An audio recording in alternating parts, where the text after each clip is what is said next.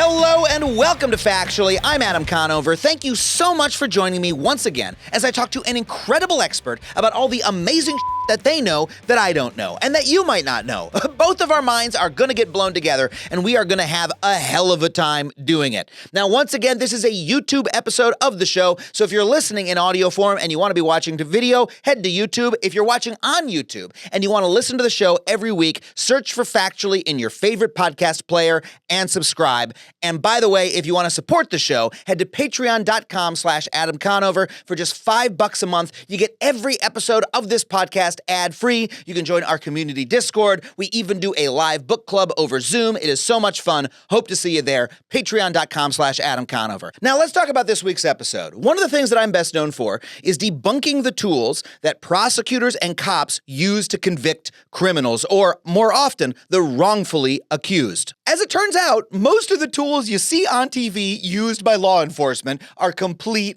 bullshit.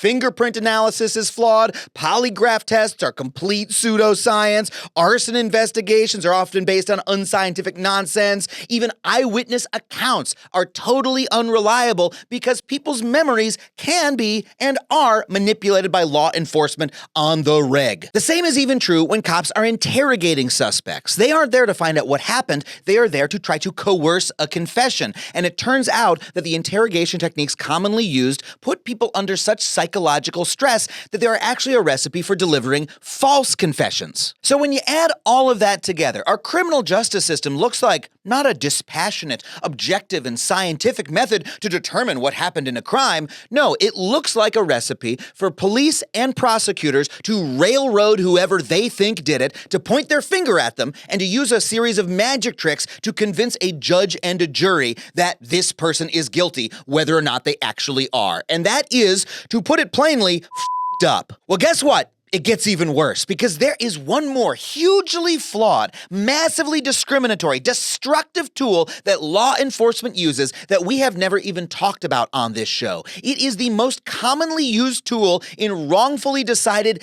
death penalty cases, and that is the snitch. That's right, the rat, the stool pigeon, the informant. Not only does the system of informants and snitches, as practiced by law enforcement in America today, systematically produce wrongful convictions, it also operates completely in secret, without sufficient government oversight. It's wildly discriminatory, and it allows law enforcement to push people into doing crimes they would not have committed otherwise. It is really bad. And today on the show, we have the perfect guest to help us talk about it. On the show today, we have Alexandra Natapoff. She's a Harvard law professor, she's a Guggenheim Fellow, and she is the author of Snitching, Criminal Enforcements and the Erosion of American Justice, a revised edition of which is out now. Please welcome to the show, Alexandra Natapoff. Alexandra, thank you so much for being on the show. Thank you so much for having me. So you have, it's not a new book, it's a book called Snitching that you wrote a number of years ago. There's a second edition that is out now. Correct. All about informants and their role in the criminal justice system. As I talked about in the intro, we've covered on this show and on my prior work all the problems with other forms of what the cops and the prosecutors use to catch criminals, crime scene investigation, arson investigations, eyewitness testimony, lots of structural problems in these. Informants is not something we've covered. Tell me about informants and why they are worthy of a book-length explanation. So informants are obviously a source of evidence, just like a lineup, just like a fingerprint, just like a witness. But snitching is deeper than that. You can't really understand snitching in the U.S. criminal system unless you understand plea bargaining. Okay. So 95% of all the convictions in this country are the result of a plea. We almost never go to trial. We almost never litigate. We don't actually test the evidence in this country very often, to take nothing away from the importance of good evidence, but mostly we deal. Mostly we negotiate. So this is when, instead of going to trial, the prosecutor goes to the criminal or the accused criminal and their lawyer and says, instead of going to trial where all the evidence would be tested, here's a deal. You can just go to prison for 5 years instead of 15, or whatever the deal is. It's correct. Yeah. And 95% of cases are determined this way. 95% of all convictions are the result of a deal. So the cases that end up in someone getting convicted of a crime are the result of a negotiation. So you mentioned very famous wheeling and dealing in the world of drug crimes, 5 years instead of 30, 3 years instead of 15, but also you spent all weekend in jail, you can't go home to your family, you're being evicted. If you take a deal for time served for that loitering charge, you can go home. Millions of deals that look like that, just chump change deals in which people are pleading in order to get out of jail, pleading to avoid years of trouble and expense for their families, and then, of course, the very serious deals that you mentioned. So that's how we run American justice. And this is very different from how most people think that we do, or it's how it's depicted on television, where, okay, they have to assemble all the evidence and, like, prove it in front of a jury of your peers, and the judge is banging the gavel and all that. None of that happens in a plea deal. It's just the person forgoes their right to a trial and takes a punishment, whether or not they actually did anything wrong. And so it's funny. It's just this folk idea of how the criminal justice system works is the opposite of the reality. If 95% of convictions are determined that way. So we have a lot of mythologies about our criminal system. One of them is that we go to trial. We test evidence that law matters, that evidence matters, that lawyering matters. But most of the time what matters is negotiation. Yeah. And the resources and the status and the ability of a suspect to negotiate actually turns out to be incredibly powerful. Like, imagine if 95% of Law and Order episodes never got to the second half of the show. Well, or they were just like wheeling and dealing in a back room and you never saw the judge. Well, the problem is that television tells us stories about the glamorous stuff, the interesting stuff. Yeah. It's not fun or interesting or dramatic to watch the negotiation of a deal, except that it's how we run American justice, and it is how most people will sustain a conviction in this country. Wow. So what role do informants play in that process? Yeah. So if you're reeling a little bit from the idea that we're running an enormous market in guilt where 95% of all convictions are really the result of a negotiation, now imagine the off-the-books, under-the-table black market version of that market. Mm-hmm. And that is snitching. It means that anytime someone is arrested, someone becomes a suspect, somebody is in the lenses of investigators or the government, or charged with a crime, there is always the potential that instead of going through a more formal lawyered process where they cut a deal or potentially go to trial, they cooperate.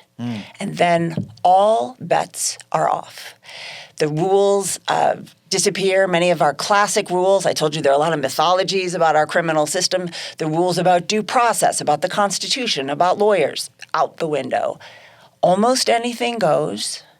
Anything can be dealt, and anything can be traded. And so the reason that I came back to write a second edition of this book, I started writing about this 13 years ago when we knew almost nothing, frankly, about this kind of clandestine off-the-books market. We know more now. There's been legislation. There's been some reform. There's been a lot of attention in the innocence movement to the wrongful convictions that flow. So we know a little bit more about this enormous aspect of our criminal system that we almost never look at and we almost never think about. Yeah, it's kind of a weird thing just on the face of it when I try to come at it. Obviously, I'm aware of the idea of an informant, again, mostly from TV and movies. But the idea that cases would be decided or pleas would be done on the basis of someone else's. Tell me what we mean by this, by snitching. Like what? Describe for me a scenario where this decides a case. So let me back up 2 steps. Sure. An informant, a snitch is just someone who cuts a deal with the government. Mm-hmm. Exchanging cooperation or information in exchange for some form of lenience. Maybe they don't get arrested at all. Or maybe the prosecutor files fewer or less serious charges. Or maybe they get a lower sentence. So the heart of informant work, the heart of the world of informants is the deal. And then you ask me, what does an informant deal look like? And the answer is anything you can imagine. So a young college student gets caught with a few pills and some marijuana.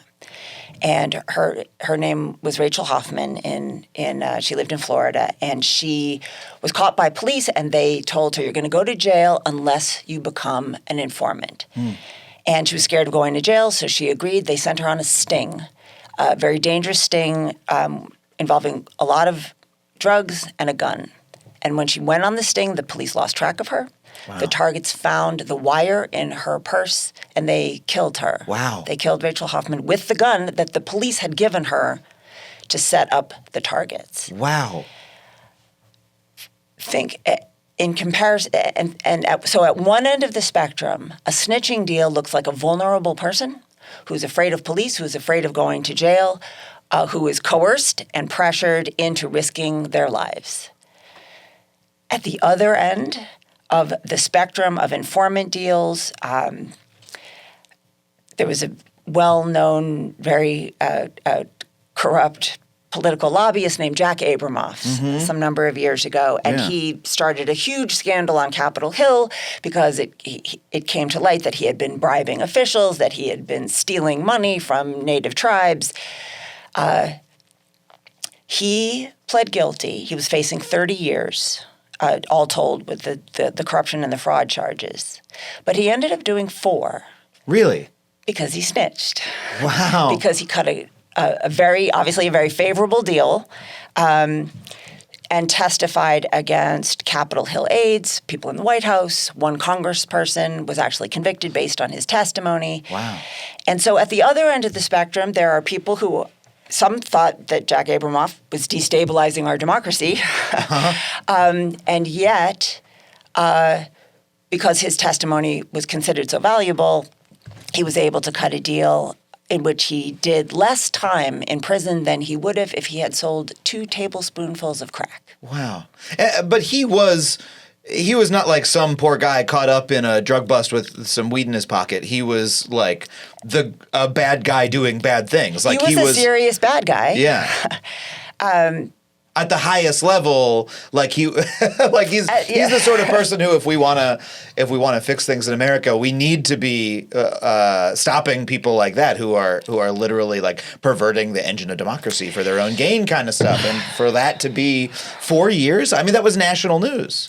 So the story wasn't actually over with Jack Abramoff. Okay. So Jack Abramoff gets out. Yeah. He says he's reformed. He and Congress, in response to that scandal, passed a Lobbying Integrity Act because of Jack Abramoff, creating new rules, new transparency rules, new reporting rules. Several years after Mr. Abramoff got out, he re-upped as a lobbyist and then violated the law that was created in his honor by failing to disclose. He violated Jack's law? He violated his own law. Was indicted. Wow. Never did a day in jail. Wow. Because he has agreed, fill in the blank. To snitch again. To cooperate. A second time. A second time. Wow. And so one of the really... So you can just if you want to break laws, you can do it as long as you just say, "Oh, that other guy's breaking laws." Like that, is that all it takes? So the message we have sent by running the criminal system this way, running plea bargaining this way, and running the informant market this way is we have sent a message to sophisticated culprits like Jack Abramoff, like the folks on Wall Street, like the cartel members. Yeah. That at the end of the day, everything is negotiable. And if you are sufficiently knowledgeable and willing to cooperate, then you can work off literally any crime. Wow. Including murder, bribery, crimes that we named legislation after in order to avoid. It can all be worked off. And I think this is one of the great sort of caustic, destructive features of the informant market is that we have sent this message to the whole world that crime and guilt and harm is negotiable if you have enough information and are useful enough to the government.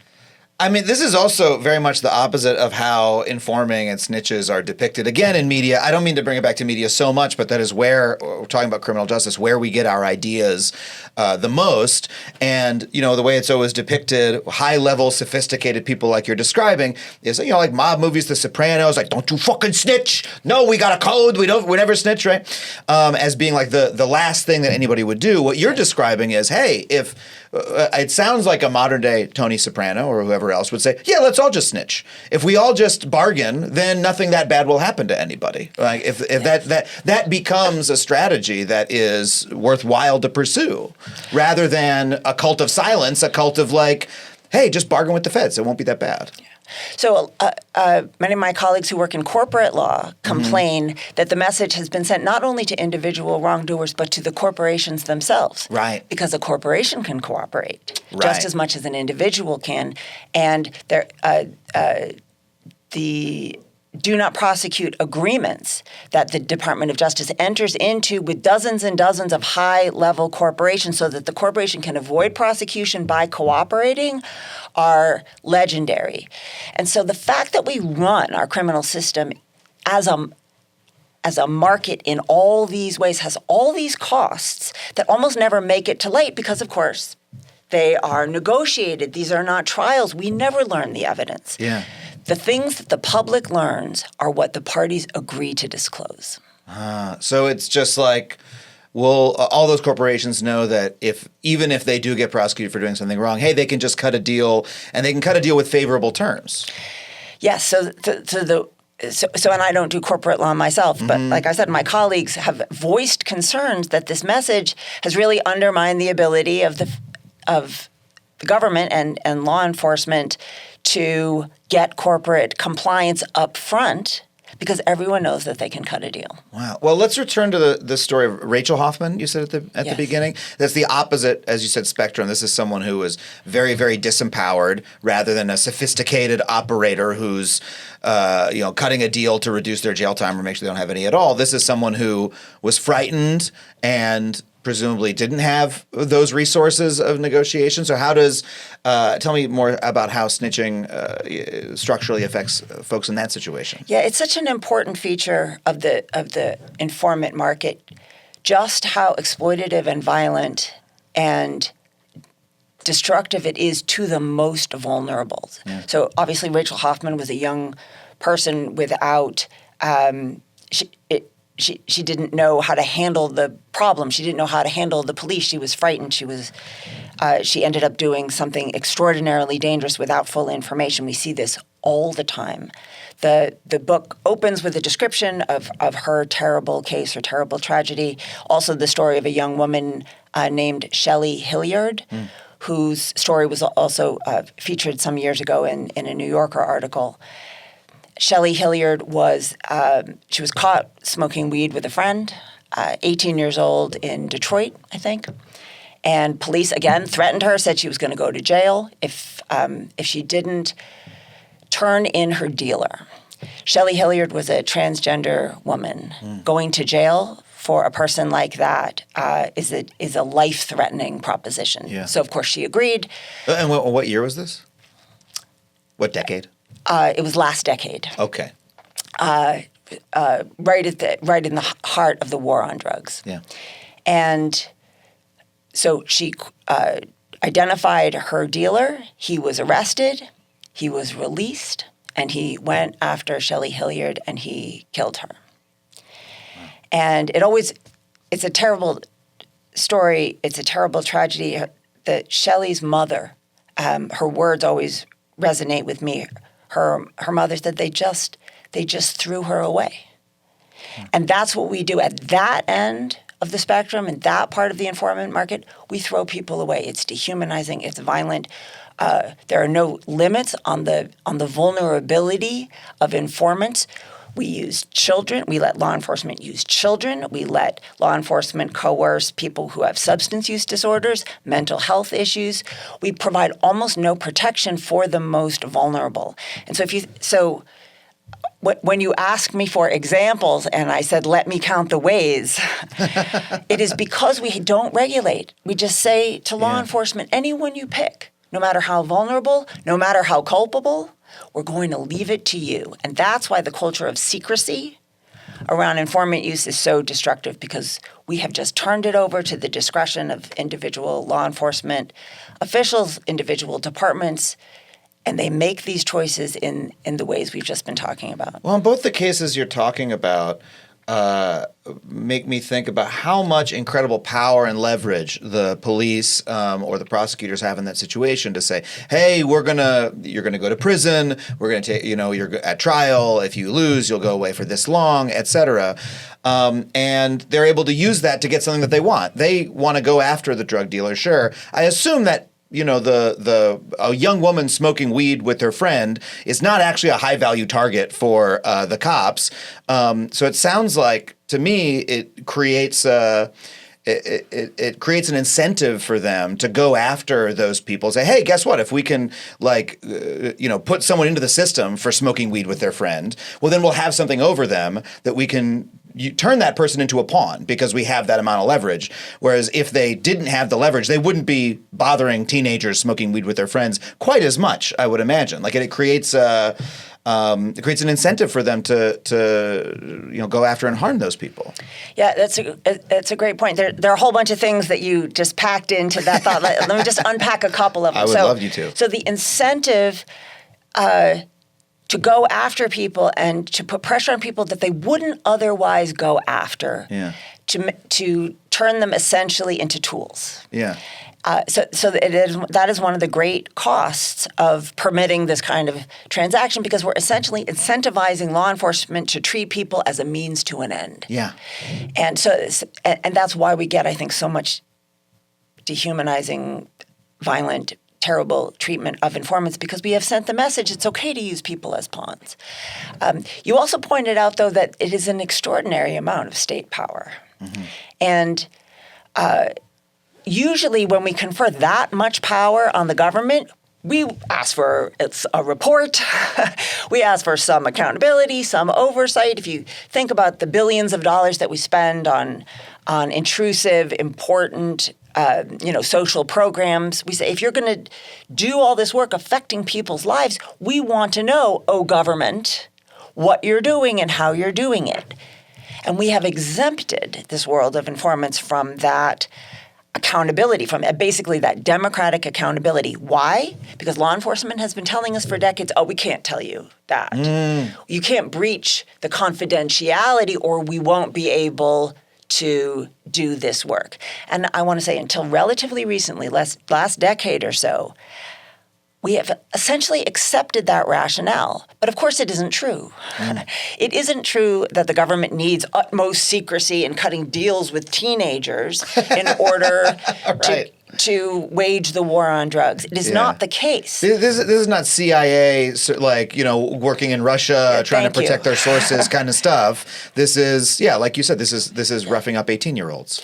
And we certainly don't need the kind of internal lack of accountability and kind of secrecy that we permit in this public policy space to an extent that we would never tolerate in any other sort of major public policy. There's also a kind of scrutiny that's given to certain types of leniency in the criminal justice system. If you look at what's happening with any attempt at bail reform in America, where, there's some very basic protections put in place that, every, as I often say, every editorial page calls for. We have to, decrease mass incarceration. It's a horrible problem. It's expensive. It's wasteful. It's destroying human lives, and all the things that go with it. As soon as some little reform is done, the press or politicians start going, well, look at this person.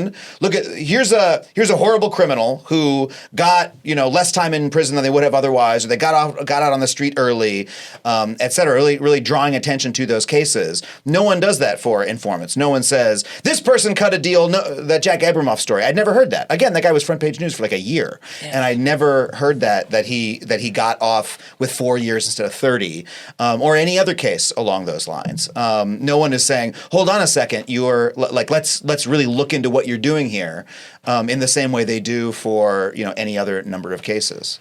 Yeah, so there's two reasons for that. One is that the whole the use of informants itself is so clandestine. Mm-hmm. We only find out if something terrible happens. Ah, okay. We only find out when Rachel Hoffman is killed. So there are not like records of this that you can. There's no informant database where you can go see. Let me add up how much time has has been removed from people's sentences or whatever as a result of this. So there's no database because we do not require the government to keep track of the deals that it cuts, the crimes it solves. So the putative reasoning behind permitting informants to be used is that it's going to increase our overall public safety, that we're going to catch worse criminals by leaning on the little fish, as it were, the little fish, big fish model. And occasionally we see stories like that. So the FBI, years and years of going after organized crime, and there are 5, we talked about media, 5 movies about mafia informants. That's probably the classic example of we used the little fish, the hitmen, the mafia functionaries to go after John Gotti, to go after the leadership. But most of the time, that's not how we use informants. We don't flip little fish to get big fish. Sometimes we cut deals with big fish to give us lots of little fish because it means we have a higher conviction rate. It means we got a lot of people. It means we're looking productive, even though at the end of the day, it may be that the most culpable person got away with the worst crimes, and we leaned on the lower level people and made examples out of the people who actually were less culpable. In other words, a lot of the time snitching gets it exactly backwards. Yeah, like it sounds like the Jack Abramoff case is one of those where like that's the guy. I mean, if you can prosecute a congressperson, I get it, right? But still, he was the guy, and he was allowed to go do it again and again inform. So here's the thing. You could imagine a democratic conversation where we would all sit around the table and say, is this really worth it? Is this a good idea? Look, I mean, we got a congressman out of Jack Abramoff. We can live with 4 years. We don't think he's a good guy. We don't, but there is a means-ends analysis that you could imagine if we actually had the information about informant deals, we as a community could sit around and say, yes, that was worth it. No, that was terrible. Yes, that made Wall Street a little more transparent because you cut a deal with a hedge fund broker. No, this was too destructive, but we don't know. We don't make law enforcement even give us the information that would permit us to have that conversation as a polity, as a community. And so in this space, sometimes the transparency reforms are the most powerful because then we would know. And just as importantly, law enforcement would know that we were gonna know, which might change some of the most terrible exploitative practices if law enforcement understood that eventually somebody is going to know the choice that you made. Yeah. Well, we haven't even gotten into wrongful convictions yet, which I want to get to right after we take a quick break. We'll be right back with more Alexandra Natapov. Hey, everybody. I want to tell you about Kachava, the all-in-one daily super blend. That's right. You've heard about it if you listen to this show. If you worried you aren't getting all the nutrients you need, or if you're struggling to stay on top of your health, well, Kachava claims they have you covered. Kachava puts everything your body needs in one glass so you can have it all. All the vitamins, all the omegas, all the protein for your gut, your skin, your health, your brain, your heart, your muscles, all the good stuff. No more compromise, no more guilt. They say that no other nutrition shake does all this. Kachava traveled to the ends of the earth to source it all and crush it up. It's a powder. You just take 2 scoops, you add water, you blend it up, and it tastes very nice, okay? They've got 5 delicious flavors. They got chocolate. They got matcha. I like chai. It's like a nice chai tea kind of flavor. I drink it for breakfast. It keeps me full up and through lunch, and it's difficult to get these kind of nutrients with your normal diet. Face it, Trying to get all the right ingredients and the supplements and everything. You can stress out about it, but Kachava says that they make clean, organic superfood nutrition accessible to everyone. So if you want to go try it for yourself, get this. Kachava is offering 10% off for a limited time. Go to kachava.com/factually. That's Kachava and get 10% off your first order. That's kachava.com/factually. Okay, so we're back with Alexandra Natapov. So, look, it strikes me that if the government, if law enforcement is out there offering to knock years off of people's sentences for fingering other people, people who the police want to finger with the crime, that also creates an incentive for people who are locked up to or facing a crime themselves to just like randomly point the finger at whoever the cops want. And it strikes me as a tool that could like really systemically lead to wrongful convictions on a massive scale. Is that the case?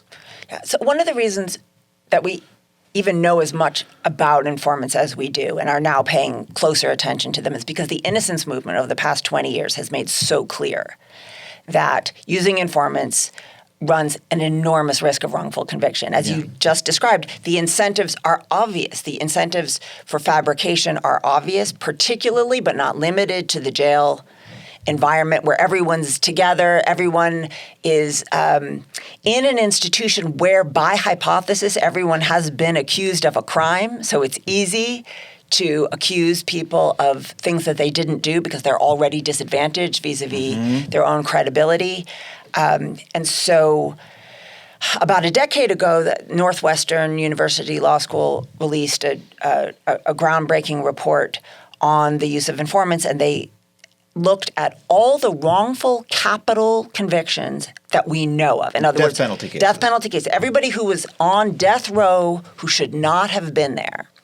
And they found that over 45% of those cases were due to a lying informant. Wow, half of them. Almost half of them, and the single largest source of wrongful capital convictions, meaning the most serious cases that we take the most seriously, but the most terrible penalty, were wrongful, getting innocent people because of informants. And so that really put us on notice of just how pervasive and destructive this snitch-based wrongful conviction problem could be.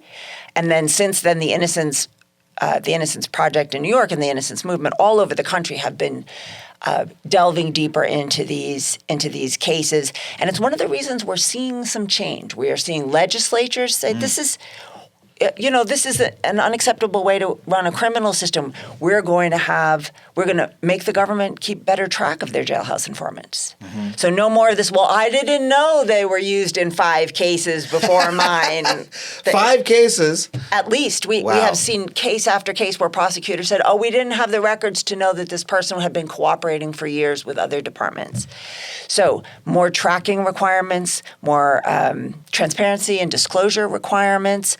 There's a procedural mechanism called a reliability hearing. So if a Connecticut just passed a law requiring a reliability hearing in all murder and rape cases. So it means that if the prosecutor says, I want to use a jailhouse snitch in my case, before they're allowed to do that, they have to go to the judge, and there'll be a hearing with defense counsel, and the judge will screen the informant and say, how long have you been doing this? How many other cases have you cut deals in? Are you so unreliable as a witness, in other words, that we're not going to let you infect this trial? We're not going to let you testify. And so that's a relatively new mechanism that some states are starting to adopt. The idea is let's rein this in. Let's have some checks on a phenomenon that is so obviously an invitation to fabrication and wrongful conviction that it seems odd to believe that we've let it go so unregulated for so long. I mean, most of the other, again, tools that prosecutors and police use to wrongfully convict people are things that intuitively you would think would work, or we have been told would work, like fingerprint analysis or eyewitness testimony, right? It takes a while to explain why eyewitness testimony is not as reliable as one would think as a means to that it can be, influenced by the police or the memory is fallible, all those sorts of things. But we've established that pretty well. But informants are like, it's not obvious why it would work, right? Because you're asking you've given someone something in order to make the claim, and also it's often someone, right, who has been convicted of a crime themselves, which in a lot of people's eyes makes them less trustworthy. Not necessarily mine, but it's certainly a cultural presumption that if you're locked up yourself, we should take your word less carefully. So it's very odd that it's something that wouldn't receive a lot of scrutiny, like that you're describing, that a judge would grill the informant and say, well, how do we know you're telling the truth? That you would think that would be the default. Yeah, that's a great point.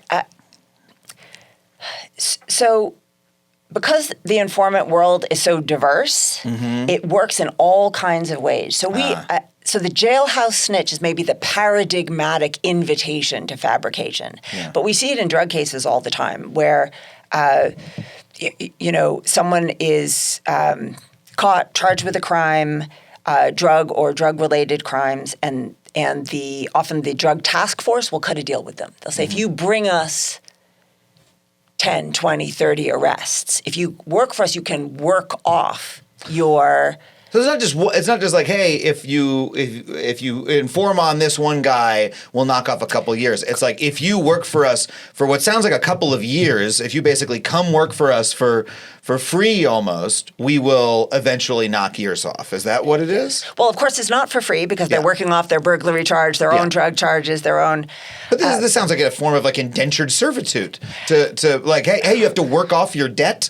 Like, that's pretty wild. So there are all kinds of things that are troubling about these deals. One of them, and we've seen this over and over again, is that person who has cut the deal now with the drug task force goes out and frames innocent people. Yeah. They fabricate drugs, they plant drugs, and because numbers are so important in this particular drug enforcement area, we've seen all these scandals where police just didn't check. They didn't check the white powder that came back that the informant said was cocaine, but turned out not to be cocaine. They didn't wire the informant, so there was no recording, or the recordings didn't work. There was one story where an informant was wearing a wire, was recorded, and so she hired people to be the voices of her alleged targets and fabricated deals with imaginary voices and fingered innocent people. No one ever checked the tapes. Wow. There's a lot of entrepreneurial spirit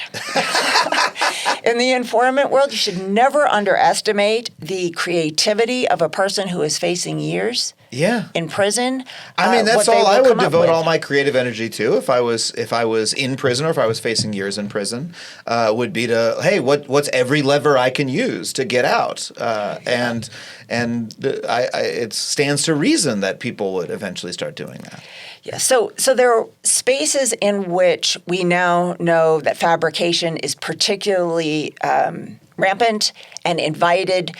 They tend to be areas in which we don't have a lot of checking, a lot of accountability, not a lot of defense lawyers, right? These are people who are being targeted and framed on the ground in public housing projects and small communities.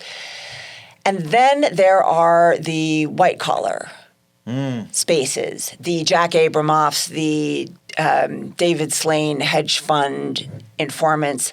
They have lawyers. They're wearing wires. They're being checked because the people against whom their evidence is going to be used are going to have lawyers.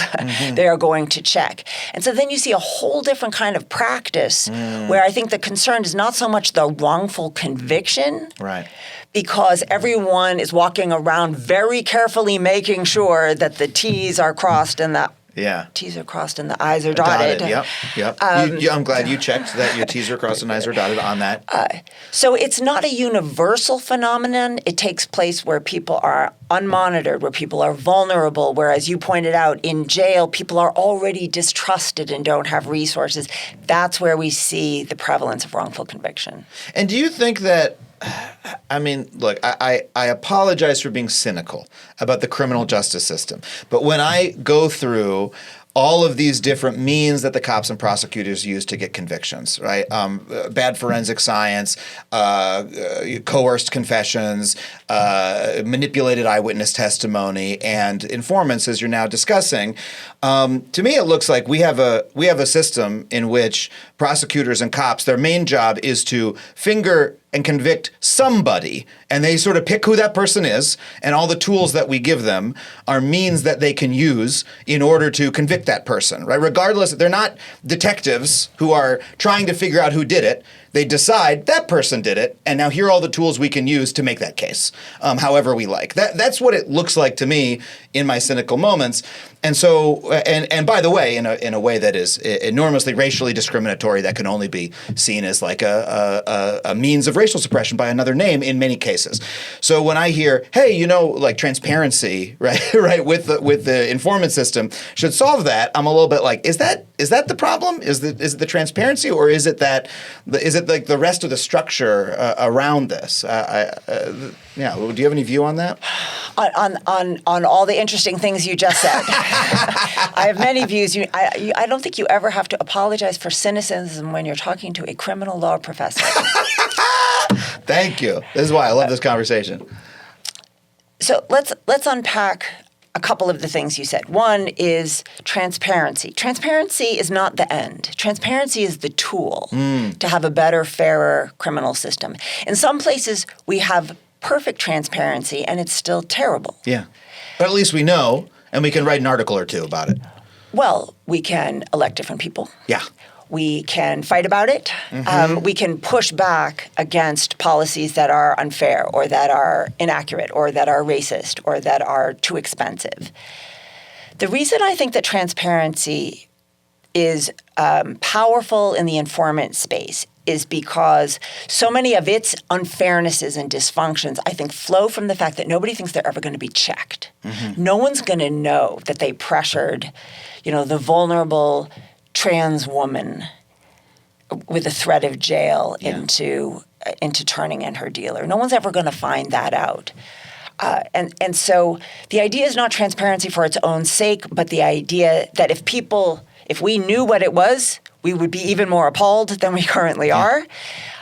If law enforcement knew that the decisions they made would eventually be checked, then they would behave differently up front. Then they wouldn't make the same deals. They would behave, frankly, more like they behave in the more resourced, regulated spaces of white-collar crime, political corruption, where everybody's watching and everyone thinks it matters. Yeah. And this hooks up to your insight about the role of race and disadvantage, which is the fact that we tolerate these practices are in part because they are visited so often on the politically dispossessed, on people of color, on low-income communities that don't have a political voice. If I might share a story from the book, the book starts with this. With the story of Katherine Johnston, who was a 92-year-old grandmother in Atlanta. And Atlanta police picked up a drug dealer on the street, cut a deal with him. They said, we'll let you go if you give us a good tip. So he said, there are 2 kilos of cocaine at this address. The police went and got a warrant. They could not use that particular drug dealer's name as the name of their source because he wasn't a valid registered informant. So they invented another informant. They just made up a reliable confidential informant has told us that they purchased drugs at this address. Wow. They get a no-knock warrant. They burst into the house. Katherine Johnston's home. Yeah. There are no drugs. There are no drug dealers. 92-year-old woman. 92-year-old woman. Miss Johnston thinks that she is being robbed. Yeah. And so she goes for a weapon that she has in her house, and the police kill her. Jesus Christ. With a warrant in which they have committed perjury by lying about their source. In order to cover up the fact that they lied about the warrant and killed Mrs. Johnston, they called another informant of theirs named Alex White and said, we'll give you $130 if you say that you bought drugs at this address. In other words, to create, after the fact, the basis for the warrant about which they lied to get into the house. Oh, my God. It gets weirder. Okay. We would never know about this. I told you, we only know about this when something goes terribly wrong. We would never know why Mrs. Johnston was killed, except that it just happened to be that Alex White was not only working as an informant for the Atlanta Police Department, but also for the ATF. Okay. And he calls his ATF handler and says, my Atlanta handlers want me to lie and say XYZ. His ATF handler says, don't do that. Uh-huh. Alex This is the Bureau of Alcohol, Tobacco, and Firearms. Yes, the Federal Bureau of Alcohol, Tobacco, and Firearms. Alex White comes forward, and the whole thing blows open. And that is why we know how it came to be that Atlanta police killed Katherine Johnston. But this never would have happened in a wealthy white neighborhood. Uh-huh. They never would have. Fucking bet your ass. They never would have cut that deal and gotten that warrant if they had the impression that the system would hold them accountable for it. And so that is why transparency matters, not for its own sake, but so that law enforcement can be held accountable in the spaces where people like Mrs. Johnston can't defend themselves. Yeah. Okay, you've convinced me on transparency, but Yes. but the layers of discrimination go so deep there. They wouldn't have cut the deal in the wealthy white neighborhood. They also wouldn't have been looking for drugs in the wealthy white neighborhood in the first place. They wouldn't have done the first step of it in the wealthy white neighborhood. And we're getting into, an area of like overall, the discriminatory nature of criminal justice in this country that goes far beyond, I think, the subject of your book. But like, it's impossible not to notice it at every level, Well, so one of the chapters in the book is devoted to the community cost of using informants in the war on drugs in low-income communities of color in the way that we do. And it's exactly right. What you're pointing out is that the cost of this policy, this sloppy, violent, dehumanizing policy, is borne disproportionately by Black communities. And so in the chapter, I describe how it is because we over-police Black communities for drugs, it means that we are overusing informants in those communities. That's why the Atlanta police could cut that deal in that neighborhood to get a no-knock warrant for that particular house. And we see all over the country that residents of Black communities and low-income communities of color are experiencing the heightened crime.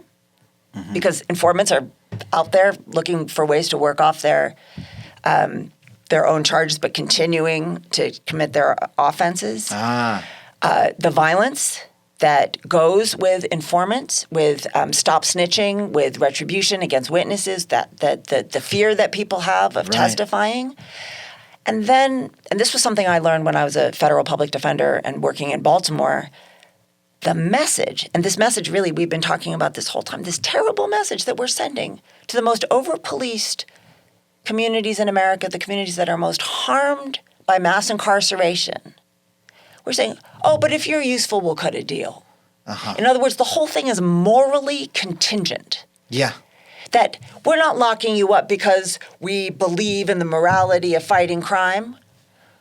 Because if you were willing to cut a deal with us, then everything is on the table. Everything is negotiable, even the most serious crimes. Yeah. And so what a terrible, anti-democratic, disrespectful message to send to the communities that are paying the price of mass incarceration. And when I was living and working in Baltimore, I learned from my neighbors, from my friends, I taught after-school classes in some of the Baltimore community centers, from the kids who entirely understood that it was an amoral, unprincipled enterprise.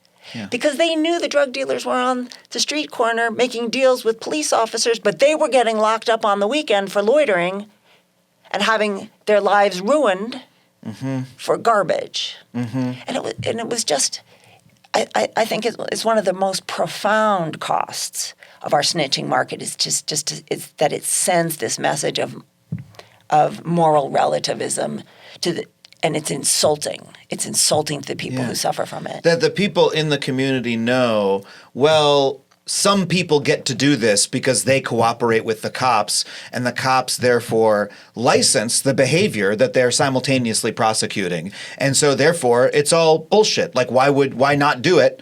Why obey the laws at all, or why have any respect for it, or why give it any credibility? Why believe in it if the people prosecuting it don't believe it's bad enough to stop? In fact, they license it and reward people for doing it. Exactly. I share the story in the book about a conversation I had with a 12-year-old. Yeah.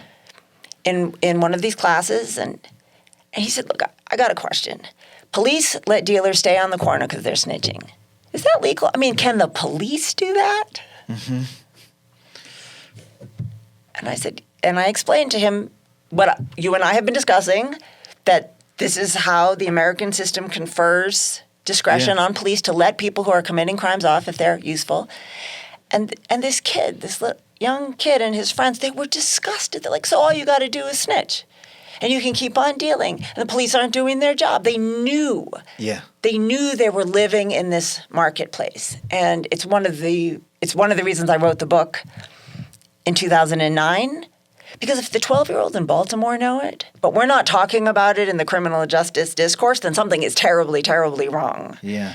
But I think that community cost is really one of the great unacknowledged costs of the informant market. But then if we go from that end of the spectrum and talk about, a community that's over-policed, prosecuting the war on drugs, which is a war that I don't think we need to be prosecuting. Drugs have their problems and, the regulation needs to happen, but not in the form that we're doing now.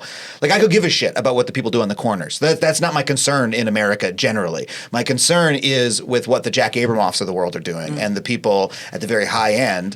And so messaging to those people, to those corporations, to those white shoe firms of all different descriptions that break the law regularly, to message to them. Oh, also for you, the consequences are all negotiable.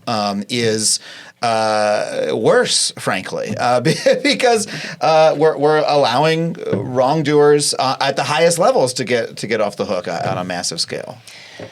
Yeah. So just to play devil's advocate for one moment. Oh, okay. All right. Please. So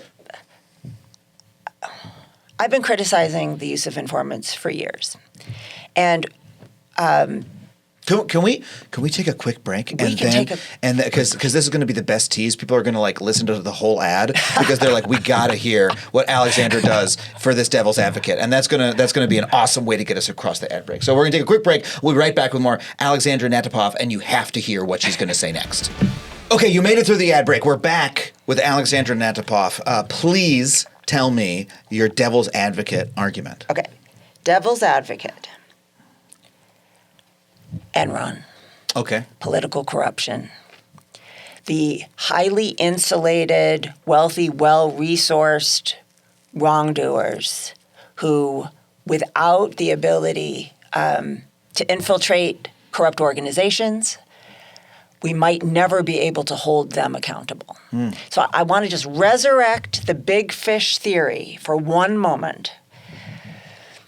It is true that the way we practice informant use, the way we actually run the market, is unprincipled and sloppy and destructive. But I just want to preserve, for argument's sake, the understanding that we never could have prosecuted the CEO of Enron if it hadn't been for cooperators. We never could go after political conspiracies or economic conspiracies,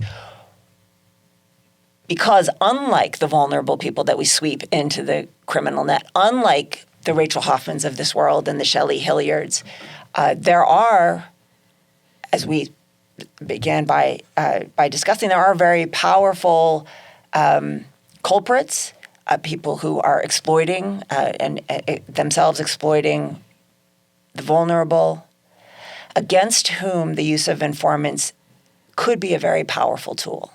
And so the reason I want to be devil's advocate about it is to come back to the conversation we were having before about what kind of conversation would we have as a community if we actually knew the costs?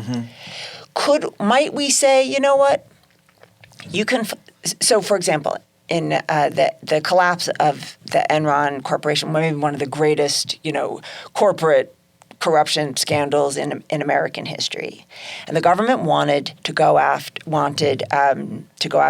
Kenneth Lay, who's the CEO, and they prosecuted Andrew Fastow, who's the CFO of the corporation, and they wanted him to testify against his longtime friend and compatriot Kenneth Lay, and he wouldn't do it. So they prosecuted his wife for tax fraud, and they had 2 young children, and the government said, if you don't testify against Kenneth Lay, we're going to go after you and your wife at the same time, and your children will be orphans. So on the one hand, there's something obvious. It reveals that power, that unfettered, distasteful power that the government has at its disposal. And I'm worried that I enjoy hearing that story about the CFO and his wife, and I didn't like it about. I don't like. The power is a problem regardless of who it's wielded against. Yes. So that's the tricky thing about American criminal law, right? Because it does such a terrible job. Right? It does such a terrible job. It keeps so few people safe. We know that in the very same communities that we over-police, people are underprotected, that homicide clearance rates are low, that people don't feel safe, that they don't think 911 is going to answer their calls. So that it's the flip side, really, of that disrespect. We over-police in ways that we shouldn't, and then we under-police for the things that we should. Yeah. And yet at the same time, our criminal system is also supposed to be going after true culprits who make our democracy less safe, who steal literally billions of dollars from the public and private. And so our problem, I think, is not that we have that we might want to go after very culpable people. It's that our tools is a word that you used earlier, and I want to come back to that we have terrible tools. That the way we use informants is a terrible tool. We don't keep track of it. It's not regulated. We hand it out like Halloween candy. Anyone can do it. Yeah. That's not how we should be running such a risky, violent, important public policy. If we did, might we be able to hold Wall Street more accountable? If we did, might we be able to, is there a way to use this tool without sacrificing the vulnerable, without the racial disproportion? We have never run that experiment in the United States. But to preserve the possibility that law enforcement could go after the truly powerful, I'd just like to keep that on the table. So would I, but I think my question is whether the cause and effect are backwards. Like we misuse informants, so therefore we don't go after Wall Street. I would say, isn't the problem that culturally we don't want to go after Wall Street? The system that we have built is built to not go after Wall Street, but instead to go after the disadvantaged people who you mentioned, to go after, communities of color and over-police them. That is what we have designed and built. And if we actually had a cultural commitment or a structural commitment or a democratic decision to go after Wall Street, well, we'd fucking do it. But we don't. So we would build the tools that we needed if we did in fact want to. I mean, I'm very glad to be reminded that the CEO of Enron was prosecuted, but I think the American people are generally quite angry about how, you hear it after 2008, well, where were the prosecutions, et cetera. We don't need to litigate that particular crisis, but there's a widespread belief that, white-collar criminals do not go to prison. The example that you raise of Jack Abramoff is a really excellent one that's indicative of that. So, I mean, is the problem not our priorities? And I mean, that makes it a hard problem to solve. You might have some policy prescriptions for how to reform in the informant system that are clear, and I don't know what my policy prescriptions are other than, I don't know, have some more elections and elect some different people. And is that to me at the root that seems to be the problem. Yeah, so the problems with informants are a symptom, not a cause. The reason we use them less and more carefully and more lawfully in these protected, well-resourced spaces is, as you say, not because of informant policy. That's because of a lack of political will to go after the powerful. Yeah. So you and I are in agreement there. Here's the proposition. Here's the thought. If we're in agreement that our criminal system does not work the way it should, it goes after the wrong people for the wrong things,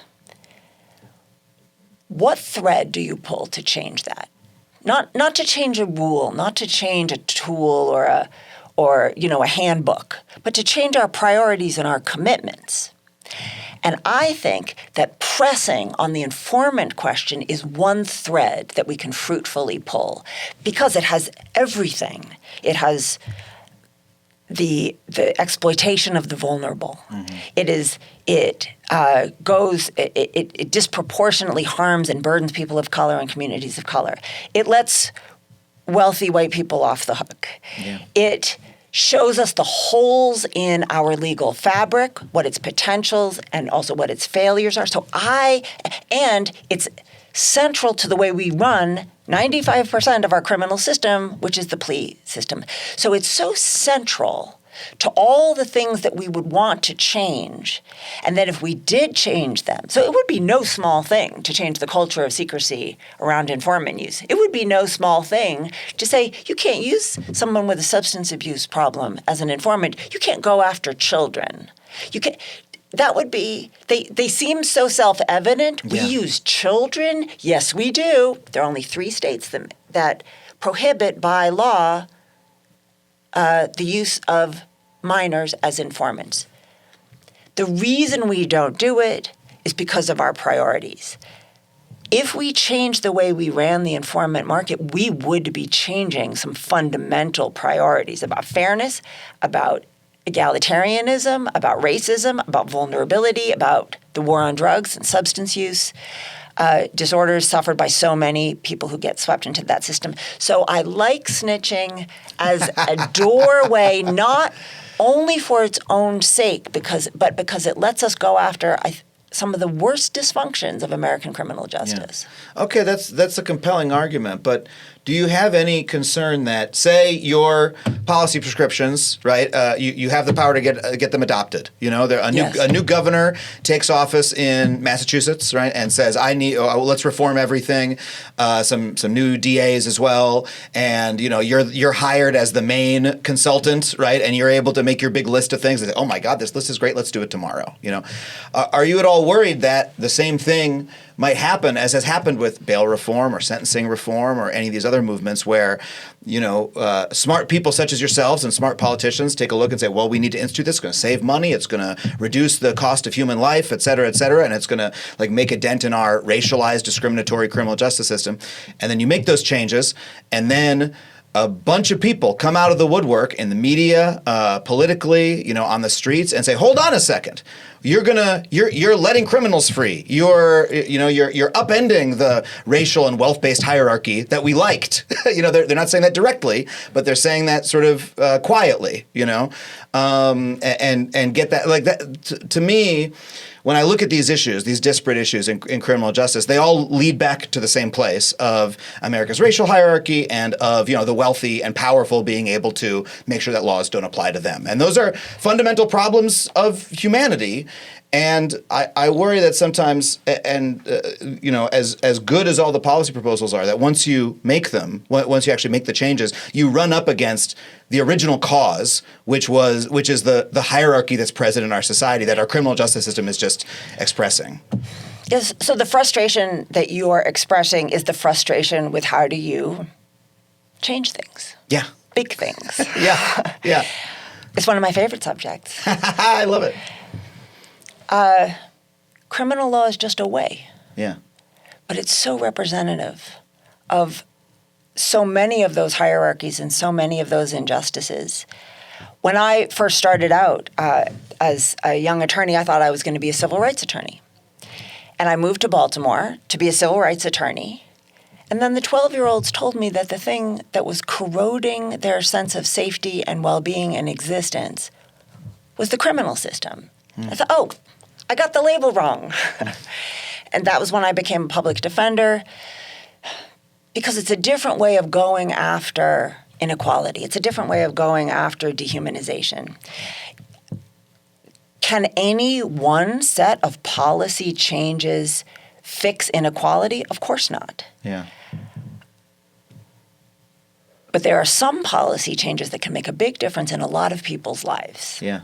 And in the criminal system, we see that every day. Bail reform is a perfect example that even as we fight over bail reform and we're disappointed that the uptake hasn't been better and the pushback. Well, it's been reversed in many places. But all along the way, the people who were released who would not have been released, those victories, every human being who experienced liberty a little longer, every young person who gets caught with a small amount of drugs and isn't pressured into becoming an informant and risking their lives. I like hanging out at the largest levels of policy and reform and change as much as the next person, maybe even as much as you do. But I also think in the criminal system, every change we make helps a life, helps a human, preserves liberty, helps that family. And so it's, of course, the changes that I recommend at the end of the book are partial. All policy reforms are partial. But they are also part of a conversation that we have in this country, that we are having in this. I've been doing criminal justice for a long time. And the conversation after the murder of George Floyd, the conversation that was advanced by the pandemic, by all the disruption and all the change and all the things that we have learned as a community. We're in a time where policy changes are a way we get to talk about our priorities, about how we want our criminal system to be less racist, how we want it to be less violent. So informants are the vehicle for having that conversation today. We could have it via the conversation about the use of police force against unarmed civilians. We could have the conversation through our analysis of the war on drugs or mass incarceration. Each of those vehicles is a way for us to change our priorities. And I think that talking about informants is helpful because it is about mass incarceration. It's about the dehumanization and devaluation of human liberty and life and well-being that is at the heart of mass incarceration. You change it here, it changes there. That's a fantastic answer.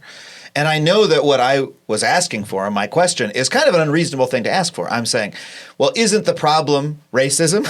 Isn't the problem the fact that people who have more power and are able to, exempt themselves from the rules that bind others? And I don't know what the solution is to those extremely deep problems of the human condition. I can't say, I can ask for us to label them clearly, but I can't ask, hey, can we snap our fingers and solve that problem? And the criminal justice system is huge and sprawling and infects every part of society, and we have to change it everywhere that we can. And I understand that. But a big thing that looms over this conversation, every conversation I've had about criminal justice on this show, is the wake of George Floyd's murder. We had that moment. It lasted about 9 months.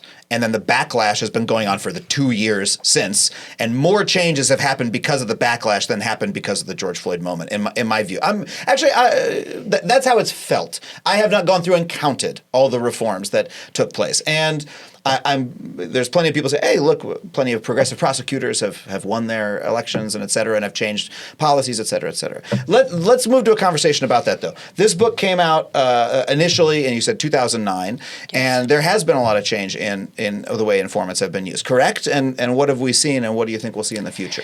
So it's a lot relative to zero change that was occurring in 2009. So just to be clear. We are still running this enormous off-the-books black market deal scenario. The law has not changed that much. So we are still flipping children, and we are still letting very serious people work off very serious crimes. And the basic legal infrastructure has not changed that much. But we have seen. So when I first wrote the book, just a handful of states had even considered reform. Now, over half of all the states have either passed or considered substantial informant reform, jailhouse snitch reform, protecting children, requiring more transparency, more disclosure. So it's part of the conversation in a way that just wasn't true. That wasn't true a decade ago. I want to go back to your cynicism, though, for a moment, Please. If I might. Oh, I would love you to. Because, so the criminal system, it's just one of those ships that turns very slowly. And yes, it was so profoundly disappointing after the murder of George Floyd, and it seemed like we were in a moment when the country was having a new conversation about racism, about violence in the criminal system, about policing. 1,000 book clubs bloomed, and they all read those 3 books that everybody read. And then there was backlash, just exactly as you described. Yeah. And a lot of that was rolled back, but not all of it. Mm-hmm. And you gestured towards the election of progressive prosecutors, which is or progressive-minded prosecutors, depending on your points of view, and that is certainly one of the things that happened over midterms. But we have also seen cities quietly make changes in policing, using unarmed civilian patrols to do traffic enforcement. So there just aren't guns. Yeah. To create mental health responder teams, so there aren't guns. Yeah. When the state, not the police, but the state, the government to whom we pay taxes to help us out, responds to a mental health crisis. And so far be it from me to tell you not to be cynical. I would never say that to a thoughtful person. But I do want to suggest that it never could have happened 10 years ago. Yeah. That those changes were they were culturally and politically impossible a decade ago. And the fact that cities are just Salem, Oregon, and Amherst, Mass. are like, that's better. Let's do that instead, is such an enormous cultural change. Yeah. I was just, the Massachusetts District Court bench, which is, hundreds of judges, just had one of their annual conferences, and I was speaking there about the low-level criminal system, and there was a conversation among the bench about racism and inequality, just an open acknowledgement that this is something that we need to deal with in our own system. These are the judges, mind you, in a way that we just really didn't see a decade ago. So that ship doesn't turn quickly. It doesn't turn perfectly. It leaves things behind. But and maybe this is too optimistic, and you can discard it as unwarranted optimism, but it's been a long time since I saw this many people just naturally talking about racism in the criminal system. That was sort of verboten conversation. There weren't many activists and writers and scholars. We might not be having this conversation if not for that moment happening. Yes, and so that's change. One of my, I'll leave it at that. That's change. I'm intrigued.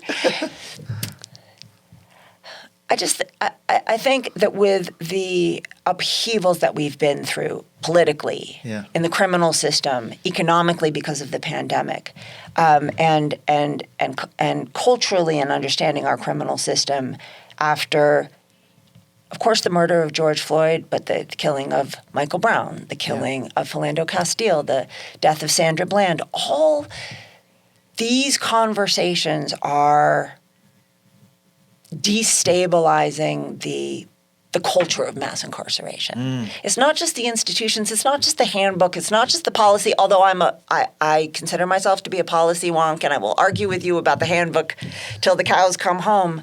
But at the end of the day, as you point out, if we don't have the political will, the handbook won't matter. It's one of the things we see in the informant world. You can have handbooks up the wazoo. If nobody is reading them and paying attention to them and following them, and no one is checking, and no one is keeping track, and there's no accountability, it doesn't matter what the lawyers put in the handbook. And I don't want to give up the idea that we are ready for a different and better conversation about the Rachel Hoffmans of this world and the Shelley Hilliards and all those innocent people who were swept up into the drug task force arrests because they cut a deal with some unaccountable informant. I think we're at that place. I think we can have that conversation. Like I said, it's one of the reasons I thought I don't think it would be a waste of time to update this book, to put out the new data, to put out the new proposals, to take another crack at using this as a platform to make our criminal system a better place. Wow. Well, I can't thank you enough for coming on to have a conversation with us about it today. This has been absolutely wonderful. The book, look, I'll do it like I'm a late night host. The book is called Snitching. You can get a copy at factuallypod.com/books. Alexandra, thank you so much for being here. Thank you so much for having me. So wonderful to have you. Really great to be here.